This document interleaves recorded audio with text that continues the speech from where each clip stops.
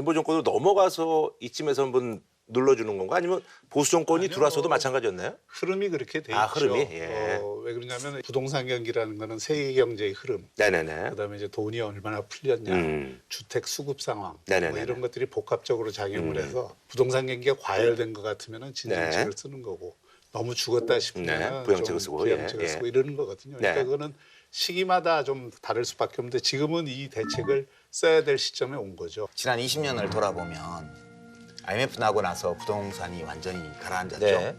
그래서 뭐 엄청 비싼 부동산이 헐값이 맞아요, 나고 맞아요. 예. 그랬죠. 그때는 금리는 치솟고 그랬다가 국민의 정부, 그러니까 김대중 정부 시절에 그 5년 동안에 좀 정상화가 되고 나서 참여정부, 노무현 정부 들어오면서부터 부동산이 막 뛰기 시작했어요. 아, 그래서 이제 그때 예, 시기적으로 그때는 그걸 잡아보려고 뭐 그렇죠. 종부세를 강화해가지고 보유세도 늘리고 또 각종 투기 억제책도 쓰고 이렇게 했어요. 그랬는데도 못 잡았거든요. 네네네.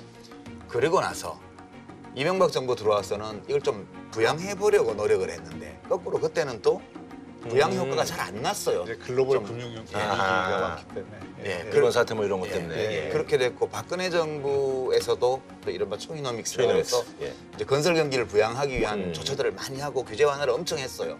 근데 그 기간에는 그렇게 많이 오르지 않다가 뭐 탄핵 국면 지나가고 이 시기에 부동산이 막 들썩거리기 시작해서 새 정부 들어오자마자 광풍이 분 거죠. 뭐 밤새 줄 서고 어허. 막 몇백 대 1로 청약 경쟁이 몰리고 이렇게 되면서 이상 징후가 막 나타나니까 일단 급한 불을 끄기 위해서 이 조처를 투입한. 아니 근데 갑자기 이렇게 좋아진 이유는 뭐예요? 그 마침 또 지금 세계 경제가 전체적으로 좋아지고 있거든요. 그렇죠. 그래서 좋아지고 있고 세계 부동산 경기가 다 뛰고 있고 어. 이런 상황이 이제 함께 결합이 되면서 또 공급 자체가 기본적으로 부족하고 이런 여러 가지 요인들이 합쳐져서 지금 이제 부동산이 뛰는 건데 그러니까 제일 큰 관심이 지금 네. 과연 이걸로 이제 일부 지역 특히 서울 강남이나 네네네. 세종 뭐 이런 데요. 세종시나 네. 이런 과천 이런 데서 이제 광풍이 불었던 게 잠재워질 거냐, 네. 부동산 가격 상승을 억제하는 쪽으로 효과가 낼 거냐 이게 관심인데 이번 8월 2일 발표한 부동산 정책의 수요 쪽의 초점은 수요의 두 종류가 있는데 네. 하나는 실수요고 예.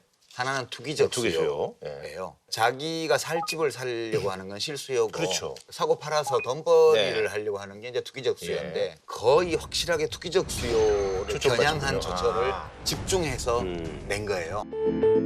다채로운 즐거움 JTBC